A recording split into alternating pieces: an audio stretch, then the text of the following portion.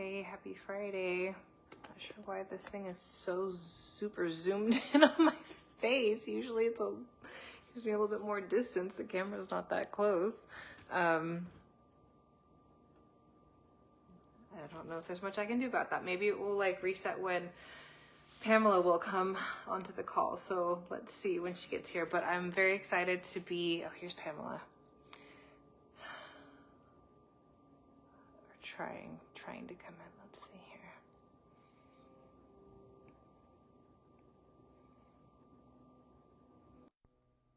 Zooms out a little bit now.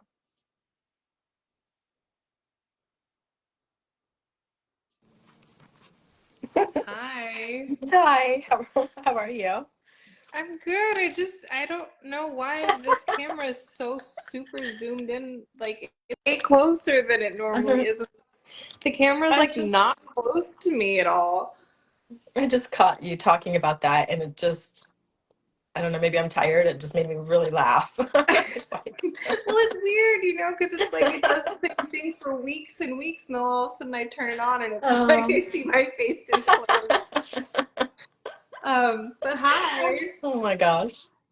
My gosh, Happy yeah, Friday. I can't even reach the screen and it still looks like I'm super zoomed in. I don't know, but Yeah, that's interesting. I don't know. we will roll with technology. And I was gonna say too, because the recording is gonna look weird too. It'll be like just my mouth in the video or something. It's just you have a really beautiful face and we just wanted to see it close up. Okay, we'll go with that for today. Thank you. Yeah. Yes. How's your That's day totally right. going? It's going. It's just Fridays are busy, so I usually have like 3 90-minute sessions and then I like zip into this with you, which is awesome, but it's You're like just, landing. Yeah, yeah, totally. so Totally. it's good. Oh my goodness. Well, I'm excited to swing back around to this Yeah. topic, another really important one. And hmm last time that we talked about induction work, we kind of started with like the overarching, cultural umbrella, right, of what's going on with our clients. And Yeah, this topic, we could do the same, I love right? it. Yeah. Yes. Do you want to start there? Yeah, I think it's a great place to start. Yeah. Great. Yeah, and so, in most massage places, they're not going to see a woman in pregnancy until she's 14 weeks or more, Yeah. right? Yeah. Yes. It's very frustrating when it's frustrating on many levels, right? Like as a therapist who's well educated in prenatal work, we know that there's a lack of education about like this myth going on that women can't or shouldn't get massage in the first trimester. Right. There's also for me, like, and I'm sure for you, I feel like if places are going to offer prenatal massage, they should offer prenatal, like they should be well educated enough to understand what the risks are and to educate their clients and the public, right? And then there's this like other piece that they're doing it for liability reasons because they have Right. you know, they're usually a chain or something's happening where like it's kind of out of their control maybe, and there's these other issues. But it perpetuates this myth that women can't or shouldn't get massage in the first trimester, which is sometimes when they need it the most. Mm-hmm. Yeah. Yeah. So I just wanted to speak on that for a moment because the research tells us that stress levels tend to decrease over the course of pregnancy, which means that Right. first trimester is often the most stressful time in a woman's pregnancy. And so you have this coupled with the fact that she doesn't have access to care from usually from most prenatal massage therapists.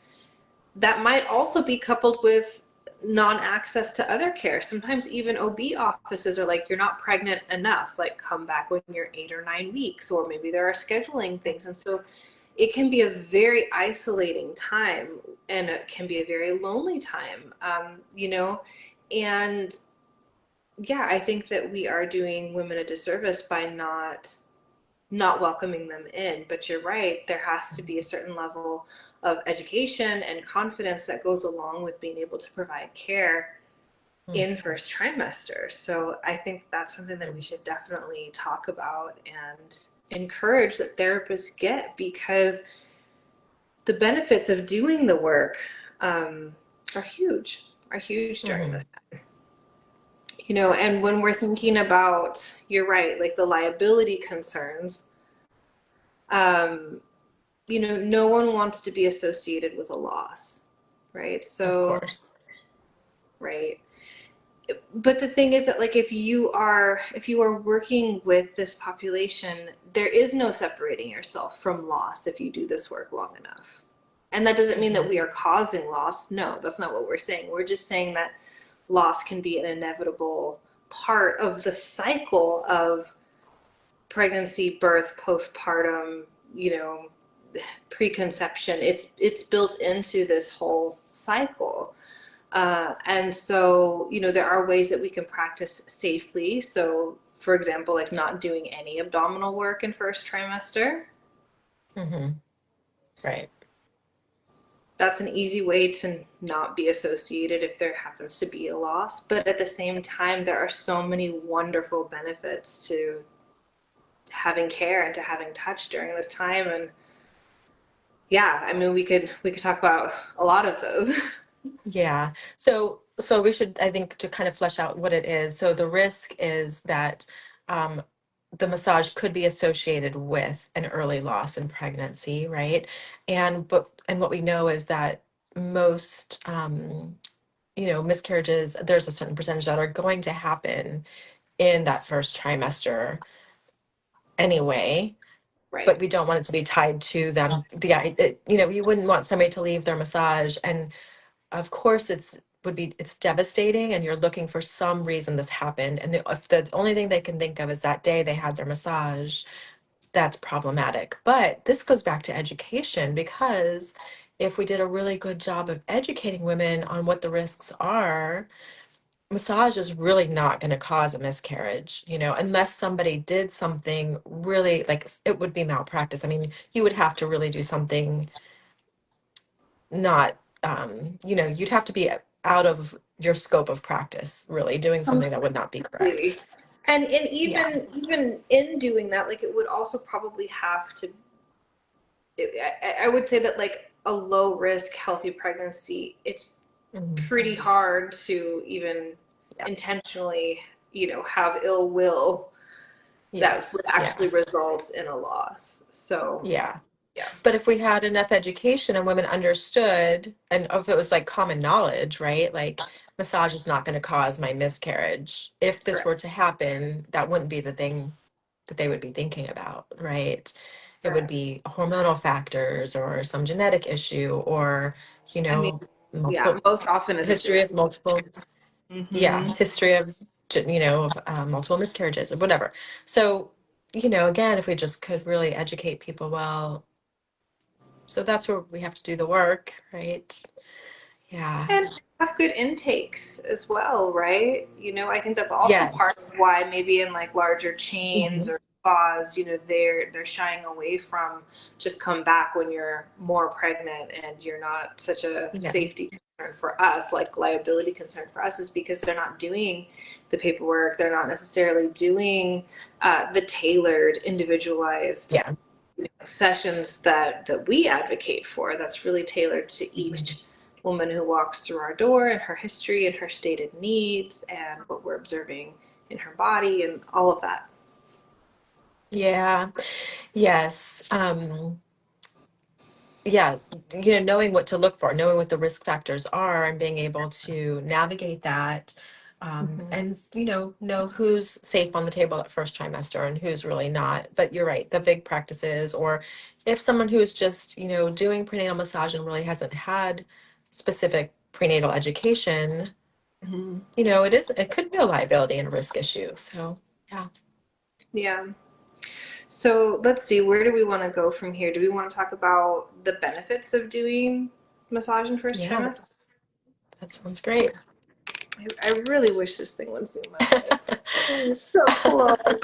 I'm gonna get you. I mean, you look I'm fine. like It's really trying fine. to. But yeah. Um, yeah, I was just thinking, we had someone just yesterday reach out to us asking if first of all, would they see us? Would we see her in first trimester? And we said, of course. And she said, can you help me with my nausea? And Right.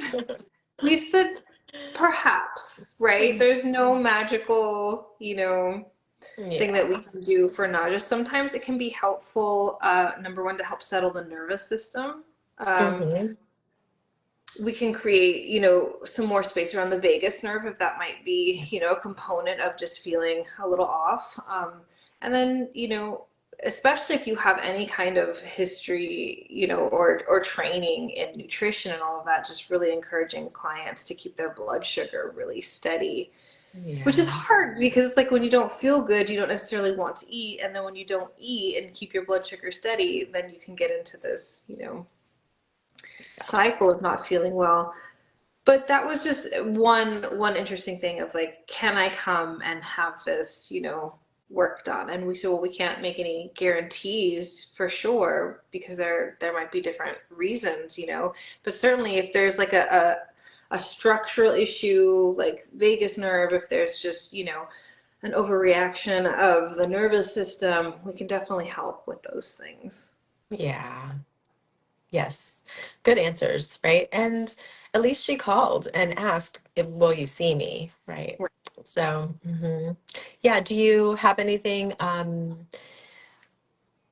Do you make it known to your clients they're welcome to come in the first trimester? Is it on your website? Yeah, what do you do for Yeah, that? it's on her website, and certainly people will reach out. And I think we even have it like in our booking system where it says prenatal massage, and we put in parentheses first, second, and third trimester, because Yeah. it's interesting too. Some women will actually also reach out and ask us if they're too far along. Like, will you see me Right. if I'm 39 weeks? And we're like, yes, of course. Like, please, please come. So, Yes. we do try. But sometimes people just want to be seen and heard individually and just have, their need reassured in real time, which is totally fine. We're happy to do that.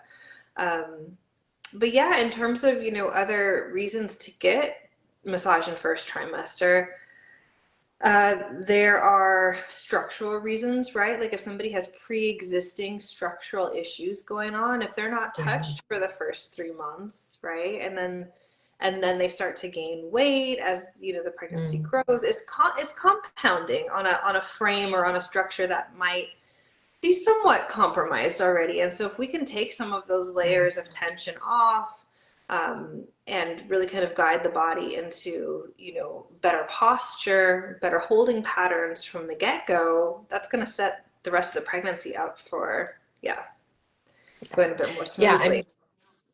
Yes, I'm also thinking about the woman who has, a toddler at home or other children at home and is caring for them and, physically needs the extra body work as well. If you're carrying a toddler and you're pregnant, you really need some body work, right? You can speak to I this right can now. attest to this. Yes. Yes. Yeah. Yeah, that's Yeah, another great. or a previous a previous birth where you had maybe some hip issues or a sacral injury from a birth. Those things can be addressed in early pregnancy gently. So yeah. Yeah, absolutely. And then I think, there's also, like we were talking to a little bit, like this emotional component of Yeah. feeling like you have a sanctuary, feeling like you have a place to go, feeling like you have someone who is willing to acknowledge you as pregnant, because like I said, Mhm. even some OB practices will say like you need to come back, when you're, Yeah. usually it's like 8, 9 weeks, but still that's a considerable amount of time, especially if it's, Right. a first pregnancy or yeah. Mhm. And if she has any concerns about the pregnancy, then you're left that whole time just wondering, and not really having any answers, if there's been a previous miscarriage or, maybe some false pregnancies. And yeah, it's another stress factor, right? So yeah, I like that you kind of touched on it a little bit, but like that first trimester is like sometimes the most stressful. People are moving, relationships are changing, family dynamics, finances, and they really need some extra care at this point. Yeah, completely. And like you just said, everything in their world is changing, and yet from the outside, nobody can tell yet what's going on Right, with right. them. Yeah. And, a lot of people are trying to muscle through right at work when they might be dealing with some pretty severe fatigue. They might not be Mhm. feeling well, but they haven't announced it yet. And so having a place to go, and having loving, caring, skilled hands to receive you, can mean a lot to these clients early on. Yeah. Yeah, and then there's some research done, and this makes me think about the research on the Reese monkeys, right? Where when women are nurtured in their pregnancy, and we know we're taking them out of parasympathetic or putting them back into parasympathetic from fight or flight, right? That those fetuses, those babies have the best chance of gaining weight and going full term and being really nurtured. And and the mom's nervous system again being regulated, but that because the mom's nervous system is regulated, that baby's growth is going to be, you know, the most optimal, and that can happen right away. Should happen right away. Should happen right away. I love that so much. Yeah, such a great thing to touch on. Um, should we talk about positioning and keeping a mom comfortable when she's coming in first trimester? Yes. Yeah. So I was doing some training yesterday with a couple therapists, and they were asking about, of course, prone positioning and supine with, with new first time moms. Um, and so my rule is, if this is somebody who's first time pregnant, they're early, like, 6 to 8 weeks, and um, I really feel secure with her being prone, then I will do prone positioning with some support under the shoulders, possibly, maybe a little extra wedge under her hips to keep her belly, just off the table a little bit. But Mhm, that's my only exception to doing prone in mhm. pregnancy. If she's And had, sorry, I was just say it gonna again. ask, are you usually doing it if a client is requesting that? Yes, or like, I can tell that she's just, again, like a first pregnancy, super tiny. I feel secure with her being face down for a little while. But that's the only exception. If she's already had if this is a second or third pregnancy, I go straight to side lying right Mhm. away. Yeah, So, that's my preference as well. yeah, yeah. Yeah, and for everyone listening, you're like, well, what is the nuance? Like, what is that? What does that look, Mm. right? What does that look like? And so, do you happen to have a pelvis I was like just gonna say, handy? let me just Okay. say grab the pelvis. I Yes, was I like, do. I don't, but I feel like the visual would be I so do. Yeah. so good to have. But really, we just want to make sure that the bony prominence of ASIS is catching the weight of the baby, and that some people's bodies will do that and others will not. I have a body where, like, even when I'm not pregnant, my ASIS on both sides is not going to catch the weight of my body, and so Same. the Yeah. potential is that you might be creating a little bit of intrauterine pressure, which if we can avoid it, why not avoid it? So. Yeah. Yeah. So the concern, right, is the inferior vena cava running down the right side of the body. So this is probably backwards for you. But in prone, you have I'm going to have lots of pieces moving here. So I've got my placenta, my uterus, my placenta's in there. So you think about the weight of the uterus, the placenta, the amniotic fluid, the baby compressing in prone positioning, and the weight, all of those structures pulling on this broad ligament in the back. Can you see the pelvis? And that sacrouterine ligament, yeah. And that sacral, yes, the broad ligament, sacral ligament. And then you don't know, even in those cutout pillows, you know, every body is different, right? So we don't know where that belly is on the table. You've got this weight pulling on the structures, and then you add the weight of a therapist pushing into these structures, and we're really compounding the pressure here and exasperating any low back pain and issues that are already being caused. So it's really not helpful, and potentially dangerous for that intrauterine pressure, right? Yeah, and I mean, you're speaking about, the weight of the baby and the placenta and all that, which super early on is not going to be Right. significant at all, but there still could be the potential of creating a little bit of intrauterine pressure, which would be completely avoided if we do side lying. For And sure. you already spoke to it too, but like if you were to do prone, like you would be thinking about, most women are going to have breast tissue changes already, right? Like that's Hmm. sometimes like the first signs of like, besides a missed Right. period, like something is going on here, right? Yeah. So they're going to have breast tissue changes. Um, and then the benefits of being, inside lying, there's no intrauterine pressure at all. There's no pressure on sensitive breast tissue. It facilitates communication, right? It's much easier to speak Hmm. to someone when you're not lying flat, on your face with your face in a face cradle. Yeah. And what else? Oh, and we're literally mirroring the baby's position in the womb. Like we're putting mother into a fetal position, which is immediately soothing to her nervous system. It conveys very quickly that this is, a safe space for her. So lots of benefits, even from the very get-go, to do that in first Yeah. trimester. Yes, definitely. Yeah. Did I address what you were asking earlier? You had me to grab the pelvis.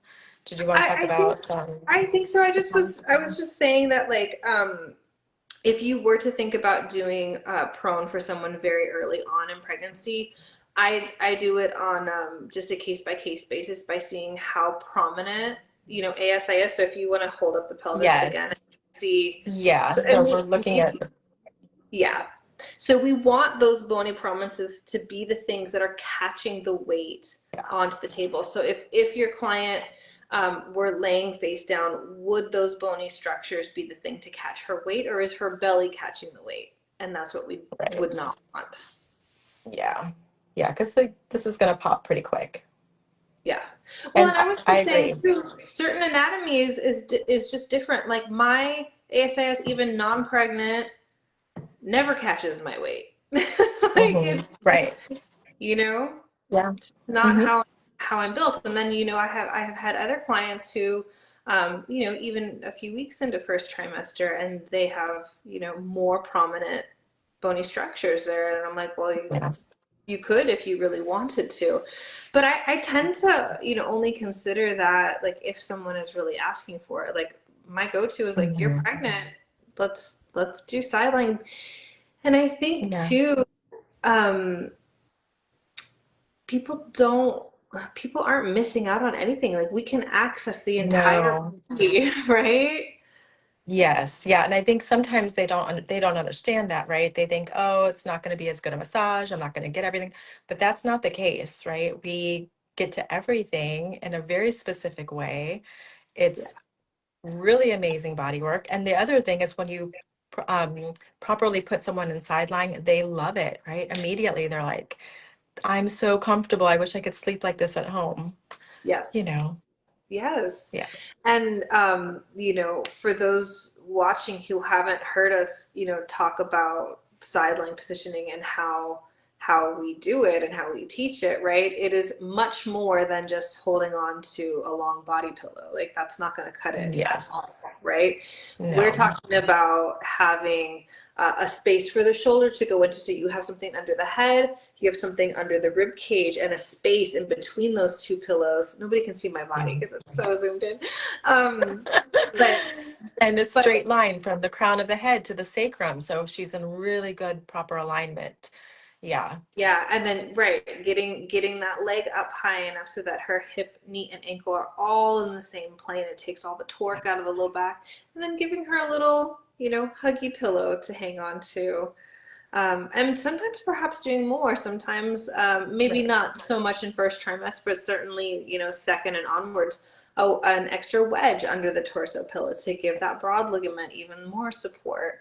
Or if Hmm. she's dealing with any fluid buildup, getting like her wrist supported so it's not laying flat on the table, but actually draining. Sometimes even getting that ankle up even a little higher to drain during the massage. So if you haven't seen us talk about that, that's what we're referring to when we're speaking about side lying. It is so much more than just, here, lie on your side, hang on to this body pillow. We're going to put pressure on you, which is either going to roll you onto your belly or it's Mm. going to force you to have to hold yourself up during the whole massage, which is Right. counterproductive, right? To say the Yeah, least. absolutely.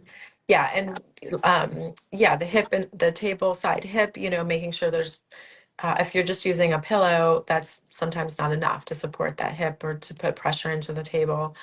Same with the shoulder that you spoke of. Yeah. Yeah. I mean, this is where, again, really good education comes in because I know you guys have it. You have women come in, they had a massage someplace else. They didn't know how to properly support them or put them on the table, and they weren't comfortable the whole time, or they left feeling like they really didn't get good body work, you know? So, yeah. Yeah, 100%. And sadly, I feel like that is more true than not, Yeah. right? And yeah, the positioning isn't good. The draping sometimes isn't good. So people are also feeling like a little like apprehensive in their bodies because they don't feel fully covered and secure. Then Yeah. you're doing superficial work where it's sort of just like an oil application. And yeah, you can sometimes end up leaving feeling like that didn't really do much for me at all, you know? Mm-hmm.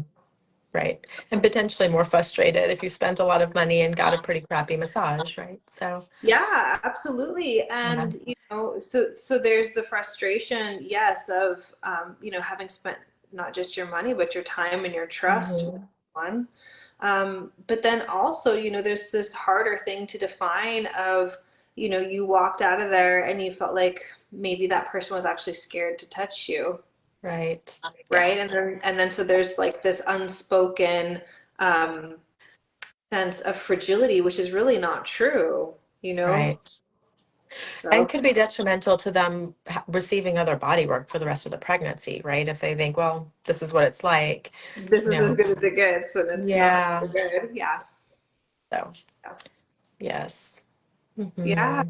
So, clearly, Pamela and I are big fans of doing the work, of having the education, having the skill set, and when you do, to do the work because there's Yeah. so many benefits, and it's really beautiful also to be building relationships with your clients early on. Or if they're, even better, like if they were already a therapeutic client and they became pregnant, to be able to continue that and not have to have a gap Yeah. in care. Or to refer them out to somebody else, right? That happens. Yeah. I get it all the time. This therapist referred me to you because I'm pregnant. Like, okay, you Yeah. know, yeah. So uh, somebody I was training the other day said to me, like, so I had her on the table yesterday and she's like, oh, this is pretty deep. And I was like, yes, it's very specific and it can be very deep. Like it Yeah. can feel deep and specific. And she was like, well, I was observing you and it didn't seem like it was that that deep. And I was like, well, I have ease in my body because of the body mechanics, right? Like I don't have to muscle through anything. So what Yeah. you're observing is just like doesn't look like a lot sometimes. So yeah. I agree. Sometimes I joke too because it's like there have been times where, I've wanted to do a video shoot or I want to do a photo shoot. And, with the way that we teach body mechanics, it's we have a loaded back leg, we're pouring into our client. It doesn't look like anything is happening, I but know. there's so much happening, and that's so cool that your student can Yes. really feel that, right? And that's part of the beauty of having our in-person classes. That's a huge benefit is Mhm. like we actually will go around and touch, whomever is, whichever students are open to receiving the touch. And that's such a learning opportunity to just be like, Yeah. oh, I can feel the difference. And the cool thing, right, is that usually it's a win-win. Like what feels better in your own body, what feels more grounded in your own body and sustainable also feels better to the client. So feel like that's huge for therapists to learn, and how beautiful that your team Mhm. got to feel that from you, and to look at you from the outside and be like, that doesn't look like you're straining, right? And you're like, yeah, Right. that's the Exactly. point. Yeah. Yes. Yeah. Yeah. Yes, it's we should be able to do it for a long time, so it should be able to sustain us as well as our clients. And Margaret is here, and she said, what did she say? Hi, Margaret. Mm. Let's see if I can get to her comment because she said something. I know, I can never see Okay, that she one. said, So when I weird. started when I started prenatal massage, I thought that I could only use light to medium pressure. It took a client to tell me I could use more pressure. Yeah. And then Margaret came and studied with me actually in Cocoa at my Cocoa office. And Nice. so I hope that so Margaret, I'm wondering how it's going for you now. Are you using deeper pressure and you feel good in your body? You can if you can leave a chat in there. Anyway, yeah. Yeah, that's beautiful. Mm. Well, we filled up another half an hour so quickly.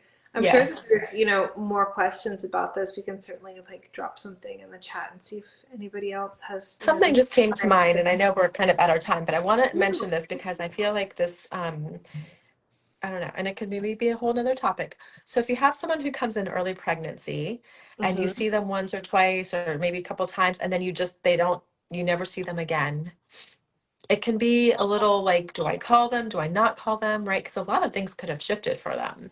So I wonder how you guys handle it in your office because lots of things could have shifted, right? Something could have happened with the pregnancy. They could just have had life circumstances came up, but